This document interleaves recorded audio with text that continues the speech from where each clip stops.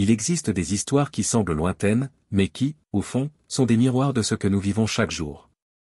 La chute de Satan n'est pas seulement un récit ancien de la Bible, c'est un avertissement vivant et vibrant qui parle directement au cœur de ceux qui ont déjà lutté contre l'orgueil. Après tout, combien de fois cherchons-nous à tout contrôler? La quête de reconnaissance et le désir de dominer paraissent parfois inoffensifs, mais ils cachent des pièges dangereux. Ce texte ne parle pas seulement de Satan.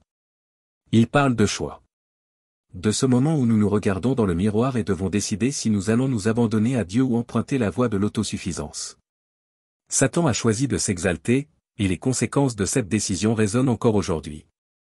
Mais il existe une autre route, celle qui nous conduit dans la présence de Dieu, où l'humilité nous élève et nous fortifie.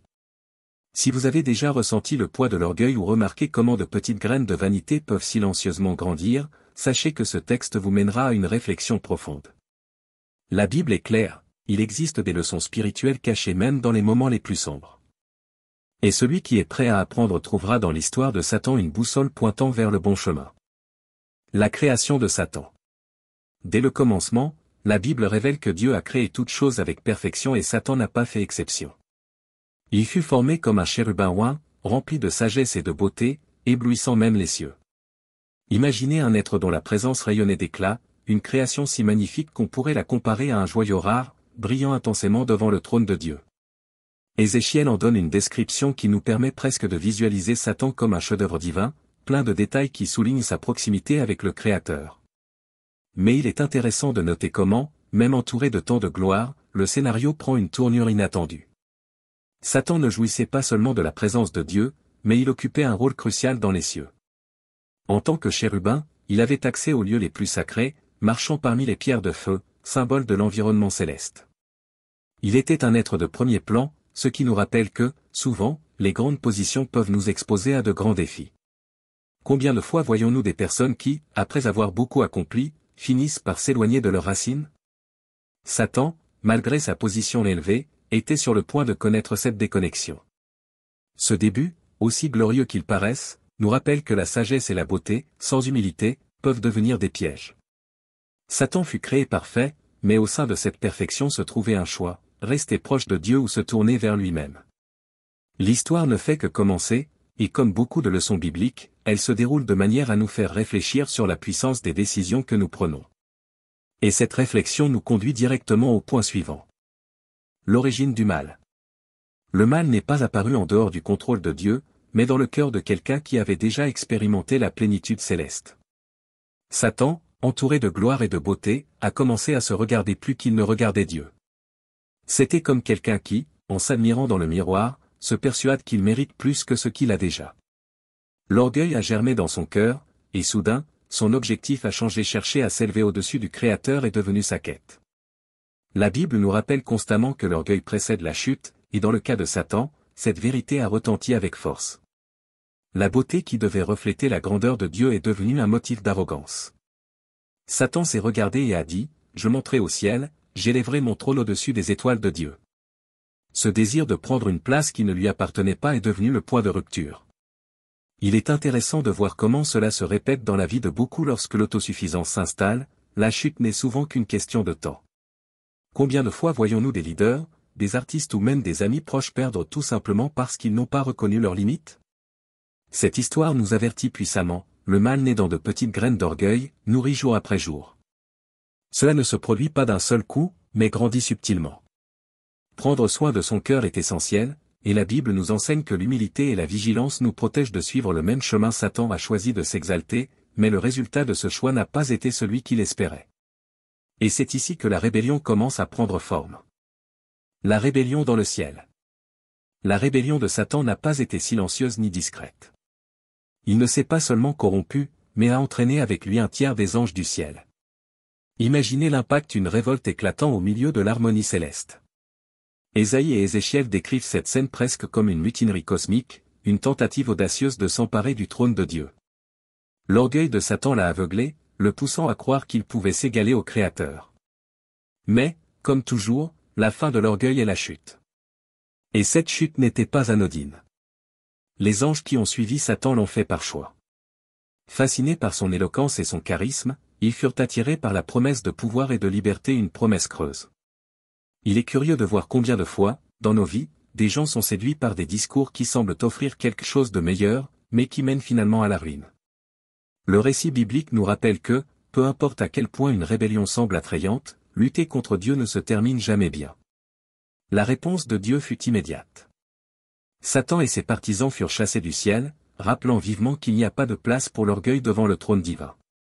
Cette scène nous pousse à réfléchir sur l'importance de reconnaître nos limites et de garder nos cœurs alignés sur la volonté de Dieu.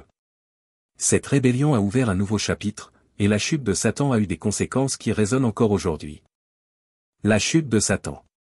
Jésus, lors d'un moment d'enseignement à ses disciples, a fait une déclaration puissante: « Je voyais Satan tomber du ciel comme un éclair. » L'image est forte, rapide, brutale et irrévocable. Ce n'était pas une bataille équilibrée, mais une expulsion directe, sans discussion. Satan est tombé non pas parce que Dieu le détestait, mais parce que l'orgueil l'a rendu incompatible avec la sainteté du ciel. Il est fascinant de voir comment la Bible souligne à plusieurs reprises que l'orgueil nous éloigne de Dieu. La chute de Satan est un rappel, l'autosuffisance précède toujours la ruine. Cette chute n'était pas seulement physique, mais aussi spirituelle. D'un chérubin glorieux, Satan est devenu l'adversaire, l'accusateur. Celui qui marchait autrefois parmi les pierres de feu erre désormais à la recherche de ceux qu'il peut dévorer. C'est un contraste brutal. Et cela nous fait réfléchir combien de fois l'orgueil nous éloigne-t-il de nos plus grandes bénédictions? Une parole mal placée, une décision impulsive, et nous voilà, tombant comme des éclairs dans nos propres vies. La Bible nous enseigne à veiller et à prier, car l'orgueil est un piège subtil qui peut nous frapper sans prévenir. En racontant cette chute, Jésus n'a pas seulement évoqué le sort de Satan, mais il a également adressé un avertissement direct à ses disciples. Ils venaient d'assister à des miracles, mais Jésus leur a rappelé que le pouvoir ne devait jamais être une source de fierté. La véritable victoire ne réside pas dans la soumission des démons, mais dans le fait d'avoir son nom inscrit au ciel. C'est une leçon pratique pour chacun de nous célébrer ce qui compte vraiment. Mais l'histoire ne s'arrête pas là. Leçon spirituelle. L'histoire de Satan est un avertissement clair sur le danger de l'orgueil et de l'auto-exaltation. Si même un être créé dans la perfection est tombé en se rebellant contre Dieu, que dire de nous? La Bible nous rappelle sans cesse que l'humilité précède l'honneur, tandis que l'orgueil conduit à la destruction. Il est facile de se laisser emporter par le succès, les accomplissements ou même la reconnaissance, mais ce récit nous invite à réfléchir. Garder les pieds sur terre, en cherchant toujours la direction de Dieu, est la clé pour éviter les pièges invisibles qui peuvent surgir sur notre chemin. Cette leçon s'applique dans tous les domaines de la vie, au travail, dans nos relations, dans notre foi. Combien de fois voyons-nous des gens chuter non par manque de talent, mais par excès de confiance? Satan nous montre que l'autosuffisance et la soif de contrôle ouvrent la porte à la chute. La solution? Cultiver un cœur reconnaissant, reconnaître que tout vient de Dieu et dépendre du Saint-Esprit à chaque étape. L'humilité ne nous affaiblit pas, elle nous aligne avec la volonté divine. Plus qu'un avertissement, cette histoire nous montre la voie à suivre, choisir l'obéissance et la soumission à Dieu. Jésus, le plus grand exemple d'humilité, nous a montré que le véritable pouvoir réside dans le service, non dans la domination. C'est ce modèle que l'Église doit suivre, en gardant une foi inébranlable et en cherchant avant tout le royaume de Dieu. Le Saint-Esprit nous donne la force de résister aux tentations de l'orgueil, mais c'est à nous d'écouter et d'obéir. Et c'est précisément cette décision qui transforme nos vies. Maintenant que vous êtes arrivés jusqu'ici, la vraie question est, que ferez-vous de ce savoir? L'histoire de Satan ne se limite pas à un récit du passé, elle nous pousse à une auto-évaluation honnête. Où l'orgueil essaie-t-il de grandir dans votre vie? Y a-t-il des domaines où la soif de contrôle ou de reconnaissance vous éloigne de la présence de Dieu? La réponse à ces questions réside dans une prière sincère et dans la décision de chercher le Saint-Esprit chaque jour. Êtes-vous prêt à emprunter le chemin de l'humilité? Cela ne signifie pas se rabaisser, mais reconnaître que la vraie grandeur réside dans la dépendance envers Dieu. Des actions simples peuvent tout changer: lire la Bible plus souvent, pratiquer la gratitude et, surtout, se souvenir que chaque victoire vient de Dieu. L'Église regorge d'exemples de personnes qui ont surmonté l'orgueil et trouvé en Jésus la force d'avancer. Pourquoi ne pas commencer dès maintenant? Si cette réflexion vous a parlé, ne la gardez pas pour vous. Partagez-la avec quelqu'un qui pourrait en avoir besoin. Et bien sûr, abonnez-vous à la chaîne et activez les notifications, il reste encore beaucoup à apprendre et à grandir ensemble. La Bible est pleine d'histoires qui transforment des vies, et ce voyage ne fait que commencer.